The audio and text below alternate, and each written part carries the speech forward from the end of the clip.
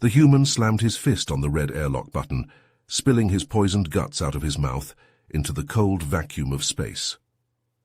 Earlier that day, on the USS Frontier orbiting planet E793, astronaut Alan Russell was examining a pulsating alien plant in the sterile lab. He carefully cut a small sample with a scalpel. The plant shot out a cloud of spores on his helmet faceplate. Alan cursed. He grabbed a cloth to wipe the spores, but tripped on a cable. He knocked over a tray of tools. The clatter startled his 8-foot-tall alien research partner, Riga. The lanky denobulan's black eyes went wide with surprise. "Careful, human. Your species is always tripping or bumping into things with your clumsy, uncoordinated limbs," Rhaegar chided. They cleaned up the mess together. Alan's skin tingled where the spores touched him, but he ignored it. The two scientists kept analyzing plant samples from the planet's surface.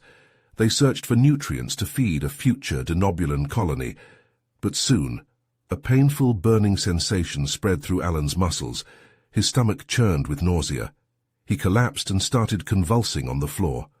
Rhaegar looked on in horror. The spores contained deadly neurotoxins. They rapidly shut down Alan's nervous system. He would die in minutes without treatment. But there was no antidote on the ship. Their only hope was the small human colony on E793 below. The colonists were studying the hostile planet's poisonous life forms. They might have a cure. But the shuttle flight would take an hour. Time Alan didn't have. Rhaegar had to get the dying human to the colony first, or watch his research partner perish before his eyes. The alien dragged Alan's shaking body to the airlock. Several hours later, Alan sat hunched over a tray of rehydrated rations in the ship's mess hall.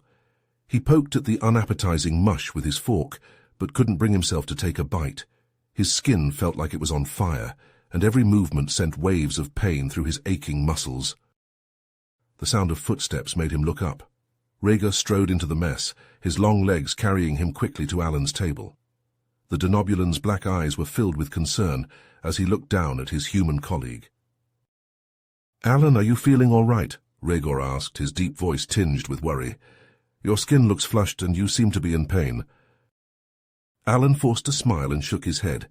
"I'm fine, Rhaegar. Just tired from our long shift in the lab." Rhaegar didn't look convinced, but he didn't press the issue. He sat down across from Alan and started eating his own meal in silence. Suddenly an alarm blared throughout the ship, making both of them jump. The captain's voice came over the intercom, his tone urgent. "Attention all crew members. One of the specimens we collected has escaped containment and is now loose on the ship. All personnel are to report to their stations immediately." Alan and Rhaegar exchanged a look of alarm before leaping to their feet and rushing out of the mess hall. They hurried to the lab, grabbing protective gear from a storage locker along the way. When they arrived at the lab, they found it in complete chaos. Shattered glass littered the floor, and equipment had been knocked over and scattered everywhere. In the center of the room, a large, tentacled creature thrashed about, its mottled green skin glistening with slime. Rhaegar reached for a tranquilizer gun, but Alan acted on impulse. He grabbed a metal chair and charged at the creature, swinging the chair like a club. The creature's tentacles lashed out, wrapping around Alan's arms and torso, but he managed to land a solid blow to its bulbous head, stunning it long enough for Rhaegar to sedate it with the tranquilizer gun. As the creature went limp and collapsed to the floor, Alan did the same. His breathing was labored, and his skin was now covered in angry red welts where the creature's tentacles had touched him. Rhaegar dropped to his knees beside Alan, his voice tinged with panic as he called for medical assistance. He could see that Alan's condition was rapidly deteriorating, and he feared that whatever had affected him earlier was now wreaking havoc on his body. The beeping of the medical monitors filled the sterile air of the ship's medbay. On the examination table lay Alan Russell, his skin pale and clammy, his chest rising and falling in shallow breaths. Dr. Lyra, the denobulan physician, worked with focused intensity, her long fingers flying over the various instruments and medications arrayed before her. Rhaegar watched from the side, his usually impassive features etched with worry. He had seen many crewmates injured or ill before, but something about the human's condition unnerved him deeply. Perhaps it was the unnatural stillness of Alan's body, so different from his usual animated energy. Dr. Lyra stepped back from the table, her shoulders slumping with fatigue. She turned to Rhaegor, her large black eyes filled with concern. "He's been infected by some kind of alien pathogen," she said, her voice heavy. "It's unlike anything I've ever encountered. It's spreading through his system at an alarming rate, attacking his organs and nervous system." Rhaegor felt a chill run down his spine. "Can you treat it?" he asked, dreading the answer. Lyra shook her head. "Without knowing more about the pathogen, any treatment we attempt could make things worse.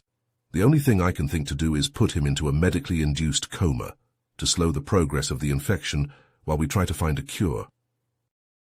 Rhaegor nodded slowly, his throat tight. He watched as Lyra initiated the coma procedure, Alan's body going limp and still on the table. As Rhaegor turned to leave the medbay, a flicker of movement caught his eye. He turned back to Alan and saw the human's hand twitch, then clench into a fist. Rhaegor's eyes widened in shock as Alan's eyes suddenly snapped open, but instead of their usual clear blue, they were a solid, inky black.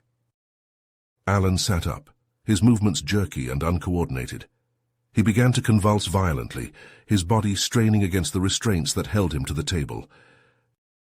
Lyra rushed forward, reaching for a sedative, but before she could administer it, Alan's mouth opened wide. A guttural, inhuman roar tore from his throat, echoing through the ship's corridors and sending icy tendrils of fear down Rhaegor's spine. Rhaegor gazed out at the infinite expanse of stars, his mind reeling from the nightmare unfolding aboard the USS Frontier. The observation deck's dim lighting cast long shadows across his angular features as he tried to process the horrifying events. The hiss of the door broke his reverie. Captain Velos strode in, his scarred face grim. The grizzled Denobulan's voice was heavy as he spoke. "We sedated Alan, locked him in a containment cell, but it's bad, Rhaegor, real bad. That pathogen, it's turned him into some kind of monster. Stronger, more aggressive. Lyra's trying everything, but nothing's working." Velos sighed, his shoulders sagging under an invisible weight. "I've seen this before. Years ago, classified. A human colony exposed to something similar. They became savage, inhuman, slaughtered each other, slaughtered the rescue teams. We had to destroy the whole colony.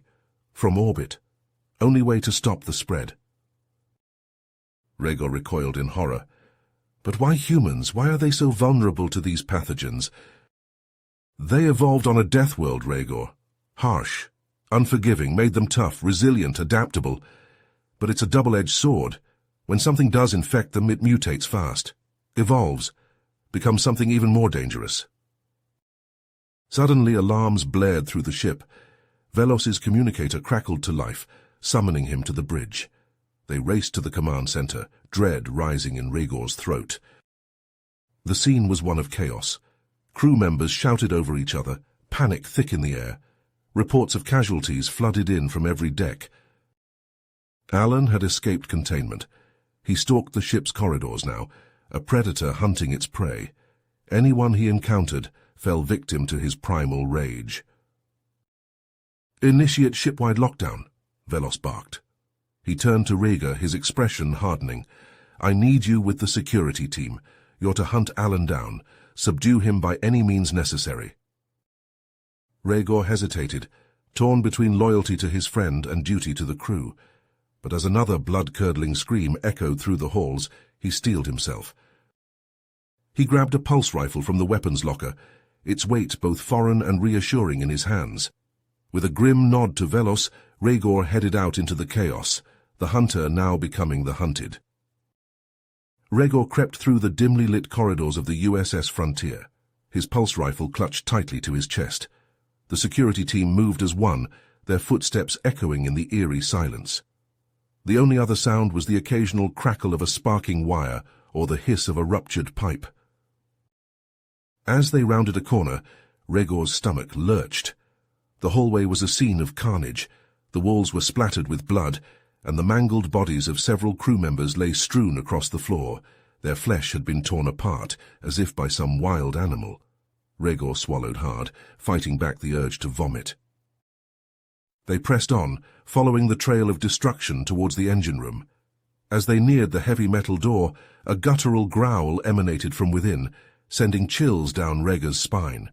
He signaled for the team to take position, then stepped forward and kicked the door open with a resounding clang. The sight that greeted them was horrifying. Alan, or what was left of him, crouched over the body of a fallen engineer. His mouth dripped with blood as he tore into the corpse's flesh. At the sound of their entry, Alan's head snapped up. His eyes, once a bright blue, were now a solid, inky black. Alan roared and charged at them with inhuman speed and agility. Rhaegar and the others opened fire, but their shots seemed to have no effect on the monstrous creature that had once been their friend. Alan barreled through them like a juggernaut, sending them flying in all directions. Rhaegar hit the ground hard, his weapon clattering across the floor. He looked up to see Alan looming over him, his face twisted in a mask of rage. Rhaegar braced himself for the end, knowing there was no escape. But suddenly Lyra burst into the room wielding a syringe filled with glowing blue liquid. She lunged at Alan and plunged the needle into his neck. Alan howled in agony as the liquid coursed through his veins. He staggered back, clutching at his throat. Rhaegar watched in horror as Alan's skin began to bubble and writhe. His limbs elongated grotesquely, and his flesh split open to reveal pulsating alien tissue beneath. Alan let out one final, agonized scream before collapsing to the ground. His body dissolved into a puddle of foul-smelling liquid. Lyra helped Rhaegar to his feet. She explained that she'd found a way to counteract the pathogen, but it was too late for Alan. The only way to stop the infection from spreading was to destroy the ship and everyone on board. Rhaegar recoiled at the idea, but deep down he knew Lyra was right. With a heavy heart he nodded. Together they set the ship's self-destruct sequence. As the countdown began, Rhaegar and Lyra raced through the corridors towards the escape pods, stepping over the bodies of their fallen crewmates. They climbed into a pod and ejected just as the ship exploded behind them.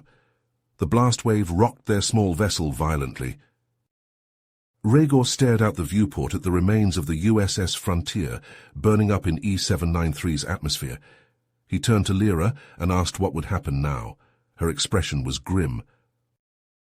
"We'll be quarantined, studied, probably dissected to make sure we're not infected," she said. "And if we're lucky, we'll spend the rest of our lives locked away in some secure facility, all because we encountered something we didn't understand." Rhaegar nodded solemnly, his thoughts turning to Alan and the other humans back on Earth. Did they truly grasp the dangers that lurked in the depths of space, the horrors waiting to prey on their biology?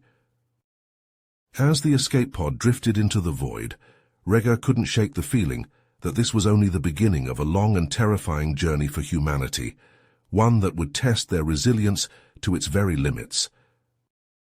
You have reached the end of the story. If you enjoyed this story and want to support us, please leave a like and subscribe to our channel, and for every comment that says 88, I will heart every single one of them. Thank you for your time.